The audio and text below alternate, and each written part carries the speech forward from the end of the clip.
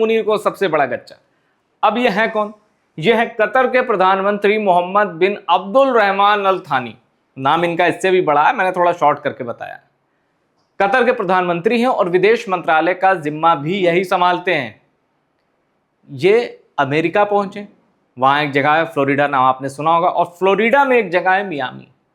वहां उन्होंने विटकॉफ जो कि ट्रंप के ऑनवॉय हैं और JD Vance US vice president, इनके साथ मियामी में बातचीत की। और वो बातचीत किसको लेके थी?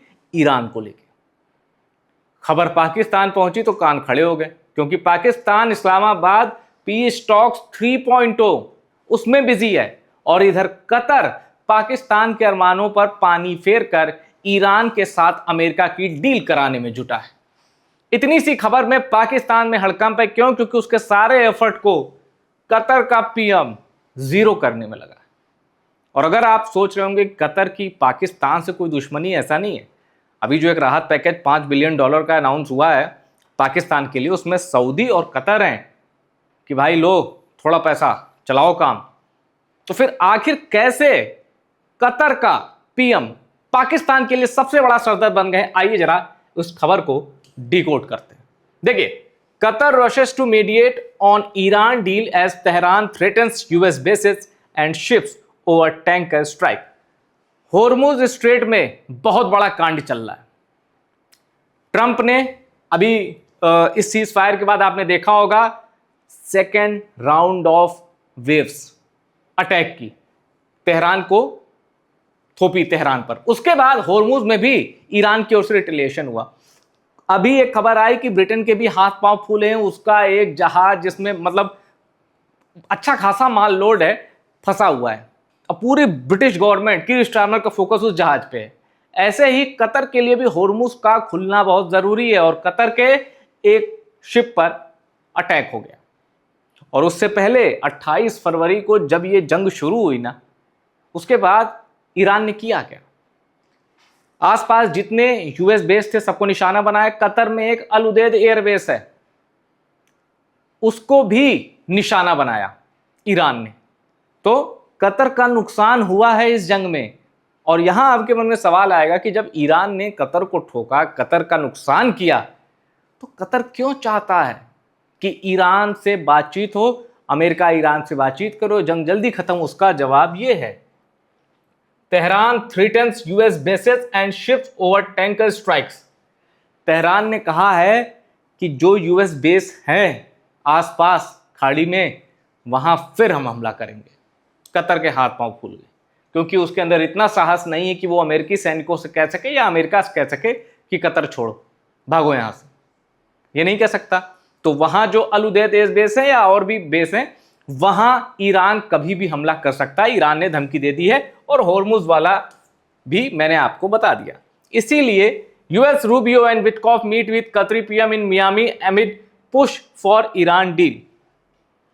मार्को रूबियो भी मिल चुके हैं कतर के पीएम से, और मैंने आपको बता दिया कि कतर के वो प्रधानमंत्री तो हैं ही, विदेश मंत्रालय का जिम्मा भी वही संभालते हैं। और इनफैक्ट किसी भी देश का प्रधानमंत्री हो, वो फॉरेन मिनिस्ट्री का चेहरा होता है। भले ही विदेश मंत्री कोई और, पर प्रधानमंत्री ही कई जगह फॉरेन मिनिस्टर वाला काम करता है। तो मियामी में क्या पक रहा है उसकी एक झलक आगे मैं आपको बताऊंगा, पर उससे पहले एक चेतावनी पाकिस्तान के लिए जो रिलीज हुई है।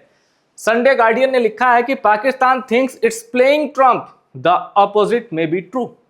और इससे पहले बीती रात सोने से पहले मैं एक आर्टिकल पढ़ रहा था, सुबह वो आर्टिकल मुझे मिला नहीं, उसमें यूएस थिंक टैंक ने पाकिस्तान को चेताया था शहबाज शरीफ का नाम लेकर कि ट्रंप को डबल क्रॉस मत करना, बेवकूफ मत बनाना।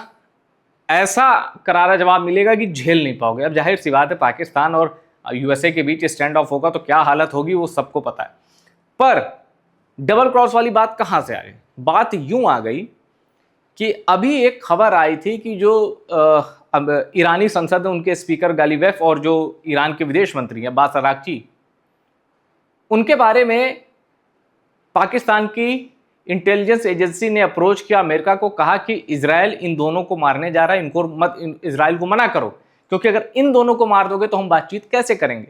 अमेरिका मान गया। उसने इजराइल से कहा कि जो ईरान की रिजीम है उसकी उसमें आप किसी को भी मारो, परिंदों को मत मारना, ठीक है।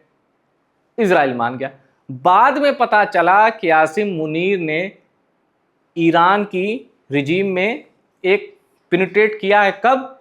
जब वो DGISI थी, वहां उनके ईरान की टॉप लीडरशिप में कुछ संबंध बने, क्लोज आए वो, और उन्हीं संबंधों के आधार पर आसिम मुनीर ने इनकी जान बचाई। किसकी? गैलीबैफ की और अब्बास अराक्ची की। अब जान क्यों बचाई?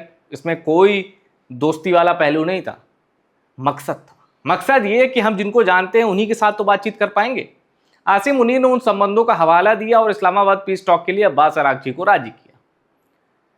ट्रंप को एक मौका मिला आसिम मुनीर की तारीफ का। अब चाहे इसके पीछे वजह इंडिया को काउंटर करना हो या फिर बगराम एयरबेस हो जो डोनाल्ड ट्रंप को चाहिए और जो तालिबान नहीं दे रहा है, वजह कुछ भी हो, इस्लामाबाद पीस टॉक के बहाने एक मंच सजाया गया और बताया गया कि देखो यहां सीरियस एफर्ट हो रहे हैं दुनिया में शांति लाने के। बाद में इस्लामाबाद पीस टॉक 2.0 की धज्जियां उड़ गई। कैसे? JD Vance उड़ चुके हैं सेकंड राउंड की बातचीत के लिए, बाद में पता चला कहीं नहीं उड़े, वो व्हाइट हाउस में। ईरान वाले तो पहुंचे ही नहीं। फिर ईरानी संसद में एक ने आवाज उठाई, मतलब ईरान के एक सांसद ने कहा कि पाकिस्तान भरोसे काबिल नहीं, कहां जा रहे हो? ये सब आप गूगल करिए, सर्च करिए, सब मिल जाएगा। अब ऐसे माहौल में पाकिस्तान इस्लामाबाद पीस टॉक 3.0 में बिजी है और कतर के PM अलग ही खेल कर रहे हैं। पीस टॉक 3.0 से पहले ही कतर के PM इस मामले को सुलझा लेना चाहते हैं, और ऐसा हो गया पाकिस्तान के सारे एफर्ट जीरो हो जाएंगे। और कतर की एक खासियत है, कतर का अपना जो मीडिया है, इनफैक्ट वो कतर की रेस किससे है गल्फ कंट्री में? अरब वर्ल्ड में कतर की रेस है UAE से और सऊदी से। सऊदी और UAE कहाँ पीछे रह जाते हैं? क्योंकि कतर के पास है अल जजीरा, एक प्रोपेगेंडा मशीन है, स्टेट मीडिया है। कतर फीफा करा चुका है, सबसे बड़ा इवेंट ओलंपिक के बाद।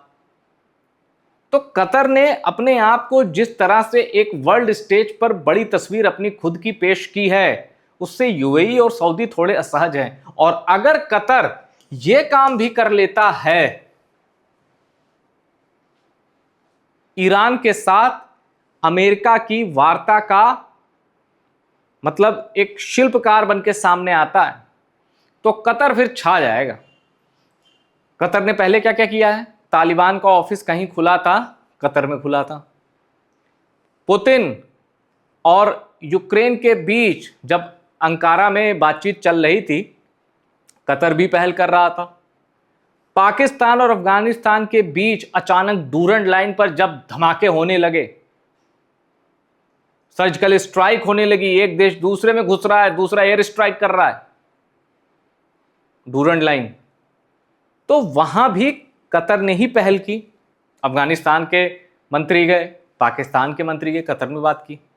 तो कतर पीस टॉक का एक मैस्कट बन के सामने आया है और अब वो उसको इनलार्ज करना चाहता है, उस तस्वीर को। और कतर के सामने चैलेंज कौन है? पाकिस्तान, क्योंकि पाकिस्तान 2 प्रयास कर चुका है। पहला तो उतनी बुरी तरह फ्लॉप नहीं रहा, दूसरा तो बहुत बुरी तरह फ्लॉप रहा, इस्लामाबाद पीस टॉक।